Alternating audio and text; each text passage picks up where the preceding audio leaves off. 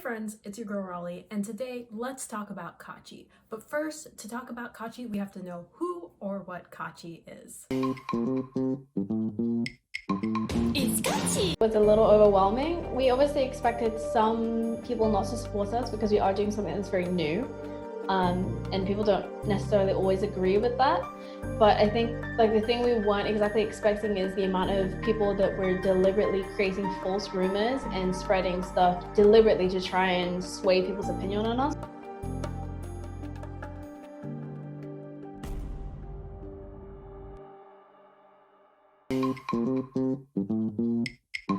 It's Kaachi! Kaachi is a 4-member UK K-pop girl group signed to UK record label Front Row Records. The group made their debut on April 28th, making them the first European K-pop girl group. The catch is not all their members are Asian, and the fan reaction was very intense. Kaachi is a multicultural group with members of Korean, British, and Spanish descent. The group project was created by executive producer Monica Lee, and it was intended to spread the K-pop genre to new audiences. However, even though Miss Lee might have been well-intentioned, the group would come to face a lot of backlash. Many rumors and misconceptions follow the group even now and were constructed even before their debut.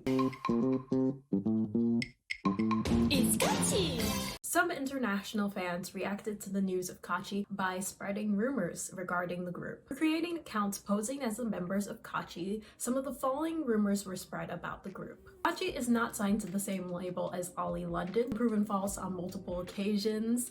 Ollie London is another character that the K-pop community really hates, and that's another video for another day. Another prevalent rumor that follows the group is that Kaachi member Chunsol ships herself with Jungkook of BTS. For all the normal people out there, shipping is a common colloquialism used amongst internet fandoms. It means to pair two people together, typically celebrities or fictional characters, in a relationship. Shipping is fairly popular in the K-pop community and amongst other internet fandoms. Chunsol herself denied this rumor and stated the following. So basically, I don't know how it started, everything, but someone, I don't know if it was like a fan account or someone like pretending to be you? But in Twitter it just exploded, and there was this Photoshop photo of me and Jungkook, but yeah, like everyone believed that I was shipping myself with him, but it's not true. No one ships themselves with no K-pop idols. I can't think of anything more stereotypical than a K-pop fan starting a shipping rumor. It's a certain level of ridiculous that's hard to take seriously. Another common misconception that Kaachi has faced is copying other Korean pop artists. From copying BTS's logo and popular catchphrase "I Purple You" to releasing the new single entitled "Endless Love," similar to K-pop group Blackpink Kill This Love. These are all rumors started by fake accounts. The group has one more major rumor surrounding them, being that they disrespected Blackpink's member Jennie. Watch what they had to say about the situation and form your own opinions. To explain the Jennie situation, myself, Nicole, and Chunsol were in a K-pop cover group that was based in London. And there's a really old video we filmed where we were doing a style challenge, and it's a very how do I explain? Basically, the video is very spontaneous, so we didn't actually know what was going to be said to us beforehand. Mm-hmm. And it was a challenge where we had to dance in specific styles that we were told to using the original choreography. So someone would chat out and be like, hey, do it boy group style, or do it cute, etc. And one of the things that got shouted out to us was dance lazy, which is what we heard and continued to dance lazily. But as it was said, a comment was made by the camera person at the same time saying, like Jennie from Blackpink, which we didn't originally hear in the beginning. And that is where the controversies come from, and people are saying that we specifically bullied Jennie. But it was a comment that was made off camera by somebody else that wasn't ourselves. Allegedly, the video in question where the group's members disrespected Jennie at the time of its posting did not garner much hate. It wasn't until Kaachi debuted that the video seemed to gain traction. The group did release an apology statement, and I recommend that you guys watch Ploopy on YouTube's video so you can further understand the situation, because she explains it very well. Kaachi's producer, Miss Lee, claimed that all other allegations regarding disrespecting other artists such as Twice and Stray Kids are in fact false. Now, It's up to you guys to form your own opinions on how you feel on Kaachi based off of these things, but I think it's only fair that the reputation isn't based off of false rumors. It's Kaachi! The international K-pop fans' reaction of outrage and spreading malicious rumors about Kaachi actually backfired on them. Let me explain. The very people that hated Kaachi so much actually played the largest role in promoting the group to its current level of popularity. So let's jump into it. The song Ugh by BTS explains the complexities of outrage culture perfectly. So let's commence with the following quote.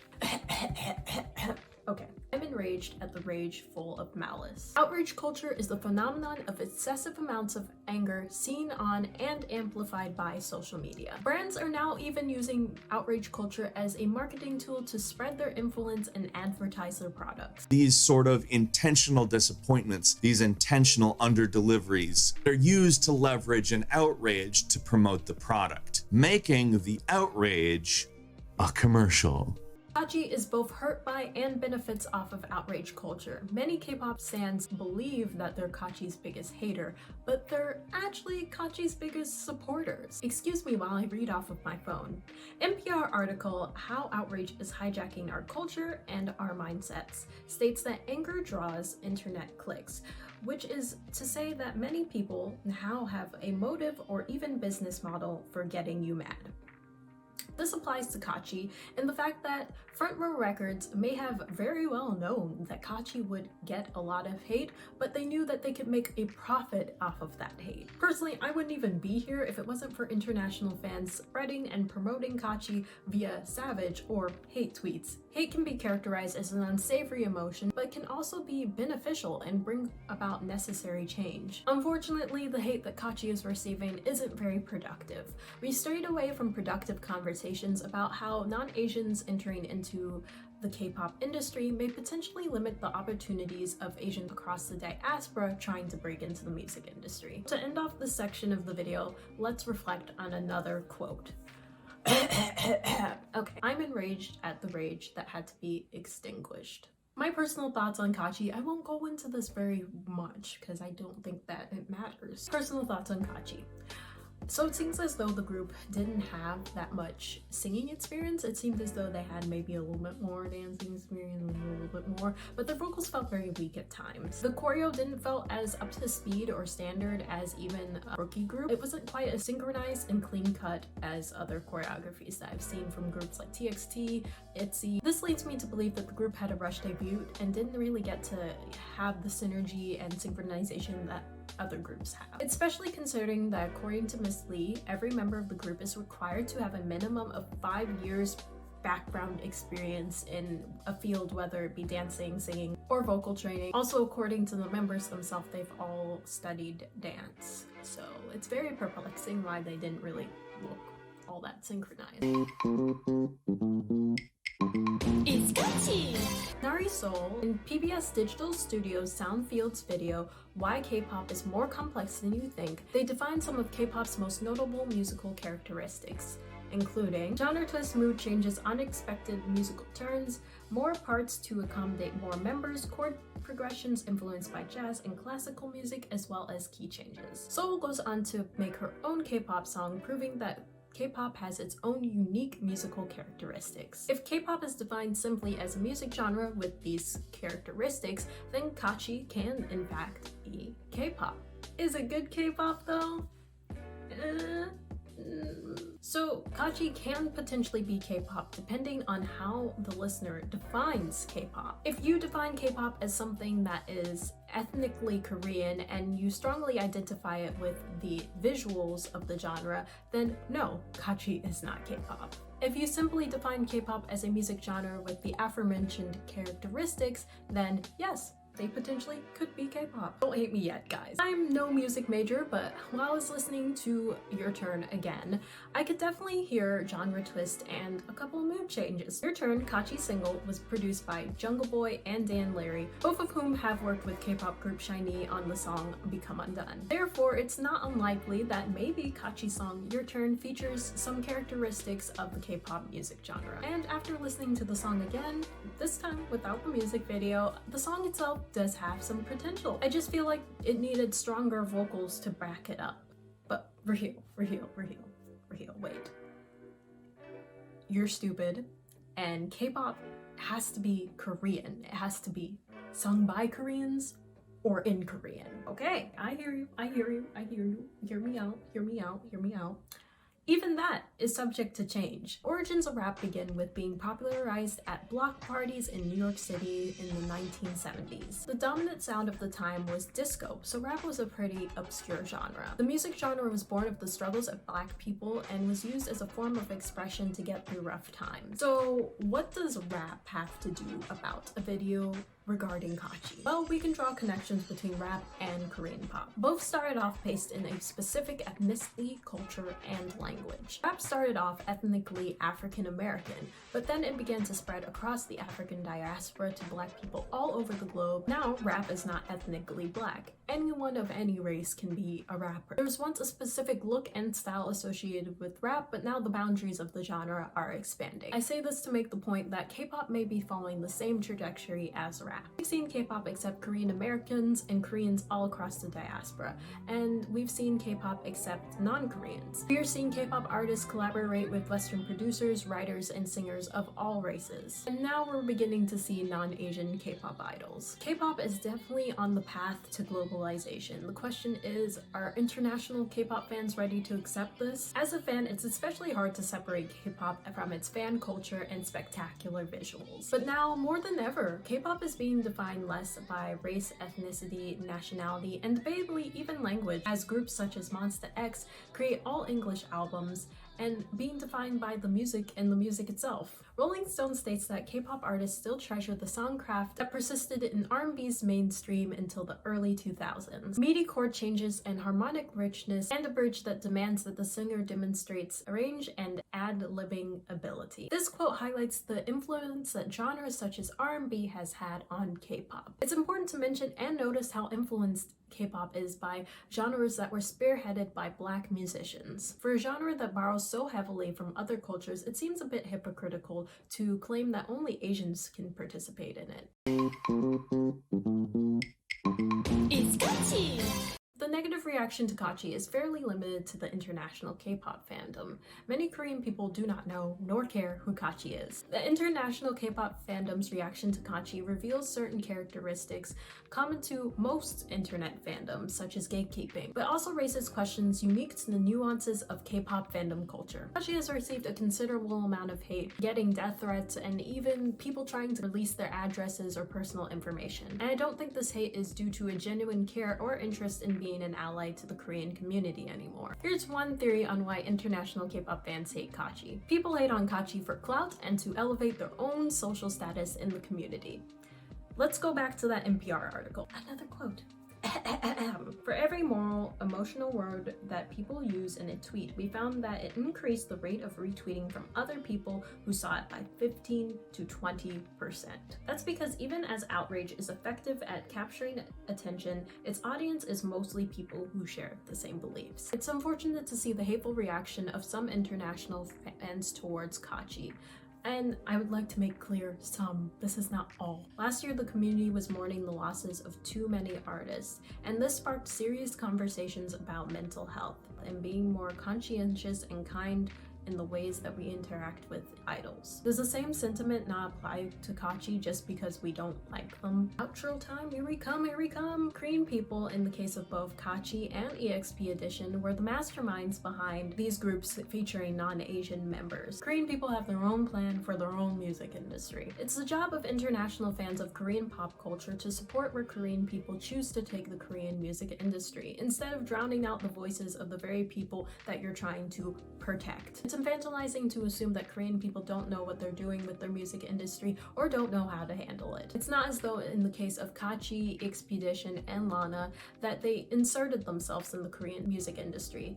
They were handpicked by Koreans themselves to play a part in K-pop. Although I myself am not a huge fan of non-Asians in K-pop, unless they're Black. Anyway, back to seriousness. I don't think it's my place to insert my opinion or gatekeep and get to decide what is and what is not K-pop and who gets to participate in it and who doesn't. It's entirely the decision of Korean people to decide where they take K-pop in this rapid era of globalization. And after taking a Korean culture and society class, I mean, I'm no expert, I only took one course, but I don't think that Korean people will allow their own media to be overrun by non-Koreans, much less non-Asians. Through that course, I learned that Korean people are very proud and have great love for their own culture, heritage, and history. It's the job of K-pop fans to be allies to the Korean community and let them take the lead when it comes to where they want to take the Korean music industry. It's Kaachi! So, oh my god, that was a lot of talking. I was probably very awkward in this, and I feel like I read K-pop fans for filth, but I want to make it clear that I really do have a great love for the K-pop fandom. It's a fandom that I'm a part of. It's a fandom that I feel very strongly about. It's a fandom that I will defend to the end against, you know, the haters, because I know people will be trying to come for K-pop stands, but I also have the ability, the capability to keep it real. And, you know, I just wanted to host an educational conversation about the Korean music industry, non-Asians in it, and Kaachi. So I please do ask that you guys engage in intellectual conversation in the comment section down below. Okay, but in all seriousness, please do keep it respectful. I want to remain very respectful to everyone, a part of every fandom, to Kaachi themselves, to the K-pop fandom, and I ain't trying to get canceled, y'all. So please don't hate me. It was meant in absolutely no offense. I really like K-pop. Like, I'm really freaking obsessed with it. If you like K-pop content, subscribe to this channel, definitely do. And if you guys want to see more videos from me like this that are kind of more educational, in-depth analysis on Korean pop culture, I would love to do more videos like that. And I was thinking of doing a video on Korea Boos and a video maybe for further analyzing non-Asians K-pop and the implications of that. Whatever else, you guys suggest some things in the comment section down below. I'll have a poll up above too if you guys want to vote on what I should do next. If you guys want to support Asians in the music industry, there are a lot of good Asian pop acts that I have been introduced to on this channel via doing reaction videos such as SB19 and the Z Stars, Z Girls and Z Boys. So definitely check those two groups out, or three groups out. They are definitely worth the watch, worth the listen. I do apologize if I look down a lot in this video. I was reading off of a 5-page long script off of my phone. I kid you not, I wrote a 5-page essay for this video. All of my sources will be down below in MLA format. Just kidding, but they will be linked down below. Please do like this video. It took a lot of energy, time, effort. I've been filming for an hour and a half now. Hit the subscribe button and the notification bell so you're notified every single time that I post. And I will see you guys again with another video. Bye!